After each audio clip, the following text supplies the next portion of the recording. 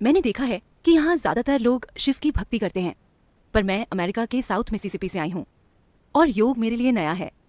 मैंने 3 महीने पहले ही इसे शुरू किया है। मेरे मन में आपके लिए बहुत श्रद्धा है क्योंकि मैंने इसे अनुभव किया है, पर मुझे शिव के लिए भक्ति महसूस नहीं होती।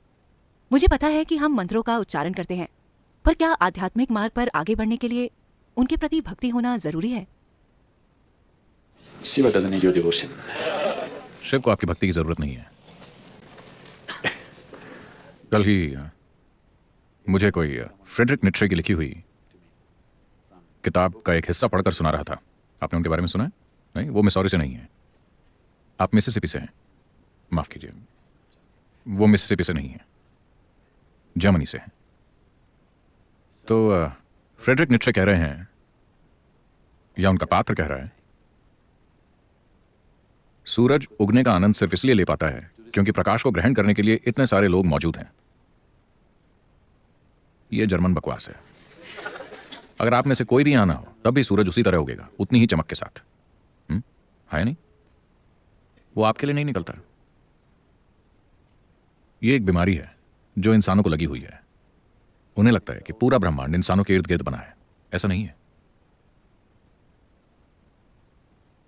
यहां जो है वो इंसान नहीं है। एक बहुत ही असाधारण घटना यहां हो रही है, उसका इंसान से कोई लेना देना नहीं है। वैसे तो इंसानों के साथ इसका बहुत गहरा संबंध है, पर इसकी प्रकृति इंसानी प्रकृति से अलग है।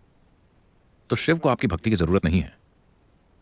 बात इतनी सी है कि अगर आपके दिल में भक्ति हो, पहले यह देखते हैं कि भक्ति क्या है।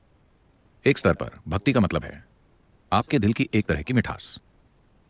यह किसी भी इंसान के लिए होने का सबसे अच्छा तरीका है। अगर आप अपने दिल में यह मिठास नहीं रखते तो जिंदगी आपके साथ चीजें करेगी और आपके अंदर करवाहट आ जाएगी। ऐसा मत सोचिए कि आप खुद को अलग कर सकते हैं। आप घर बना सकते हैं, आप परिवार बना सकते हैं, आप बहुत बड़ा बैंक बैलेंस बना सकते हैं, आप मिसिसिपी में पैदा हो सकते हैं, लेकिन आप अलग होकर नहीं रह सकते। खुद को अलग कर लेना कुछ देर तक ही काम करता है, उसके बाद किसी न किसी तरह जिंदगी आपको पकड़ लेगी। अगर आपके दिल में मिठास नहीं है तो आप कड़वाहट से भर जाएंगे, चिड़े हुए रहेंगे।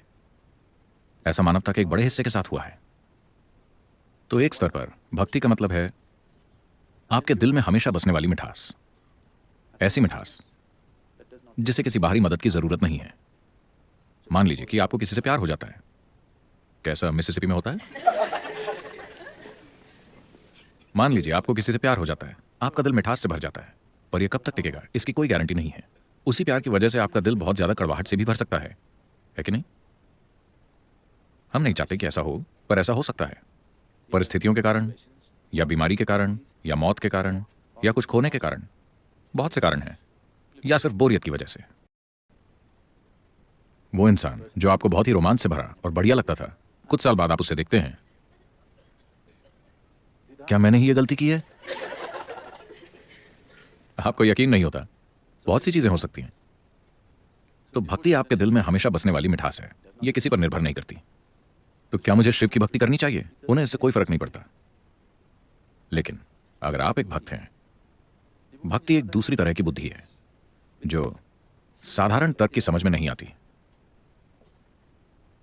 मौलिक स्तर की बुद्धि का स्वभाव यह है कि अगर आप किसी चीज को जानना चाहते हैं तो हमें उसकी कांट-छांट करनी होगी। अगर आपकी किसी में दिलचस्पी है तो उनकी कांट-छांट कर दीजिए। खैर, आप ऐसा शारीरिक रूप से नहीं करते क्योंकि कानून इसकी इजाजत नहीं देता, लेकिन आप मानसिक रूप से उनकी कांट-छांट कर देते हैं, है कि नहीं? आप मानसिक रूप से उनकी काट-छांट करते हैं और फिर अपनी सहूलियत से एक निष्कर्ष निकालते हैं। सच्चाई नहीं, बस अपनी सहूलियत से निकाला हुआ निष्कर्ष। और एक दिन जब वो निष्कर्ष ढह जाता है तो आप में कड़वाहट पैदा हो जाती है। तार्किक बुद्धि का स्वभाव यही है, चीजों को अलग अलग करना। चीजों को अलग करके आप उस चीज का उपयोग समझ सकते हैं। अगर मैं इस इंसान का विश्लेषण करता हूं तो मैं जान जाऊंगा कि इनका उपयोग कैसे करना है, लेकिन मैं उन्हें नहीं जान पाऊंगा। जब मैं पूरी तरह से उन्हें अपना एक हिस्सा बना लूं, सिर्फ तभी मैं उन्हें जान पाऊंगा, और कोई रास्ता नहीं है। अगर आप किसी ऐसे इंसान को एक फूल देते हैं जिसमें जबरदस्त तर्क करने वाली बुद्धि है, अगर आप किसी वैज्ञानिक को एक फूल देते हैं तो सबसे पहले तो वो उसके टुकड़े कर देगा, क्योंकि वो जानना चाहता है कि इसके अंदर क्या है। एक कवि फूल के बारे में गाने गाएगा, वो नहीं जानता कि इसके अंदर क्या है, उसे फर्क भी नहीं पड़ता कि अंदर क्या है, पर फूल उसे खुशी देता है। एक दिव्यदर्शी खुद फूल बन जाएगा। अगर वो फूल को देखता है तो वो खुद फूल बन जाएगा, क्योंकि उसके लिए वो एक छोटा सा फूल जो घास में खिल रहा है, जो आसानी से नजर भी नहीं आ रहा, वहां पर भी ईश्वर का हाथ काम कर रहा है। उतना ही सक्रिय है जितना कि यहां हमारे अंदर है, कम सक्रिय नहीं है। अगर आप घास के एक तिनके को भी ध्यान से देखें तो आप देखेंगे कि उसे बहुत ध्यान देकर बनाया है, इसे बहुत ही ज्यादा ध्यान देकर बनाया है। इसे ऐसे ही नहीं बना दिया गया, अरे घास का तिनका ही तो है, इसे ऐसे नहीं बनाया गया। जिसने भी इसे बनाया है बहुत ज्यादा ध्यान देकर बनाया है। So, a devotee is a different dimension of intelligence. तो एक भक्त बुद्धि का एक अलग ही आयाम है। वो ऐसी चीजें देखेगा जो कोई भी नहीं देख सकता, क्योंकि भक्ति का मतलब है कि आप खुद से आजाद हैं। आपके और अंतिम वास्तविकता के बीच सिर्फ एक ही बाधा है, वो आप खुद हैं। तो भक्ति का मतलब है कि आप खुद से आजाद हो जाएं। अगर ये मुमकिन नहीं है तो कम से कम आपको इस ढेर को तो कम कर देना चाहिए।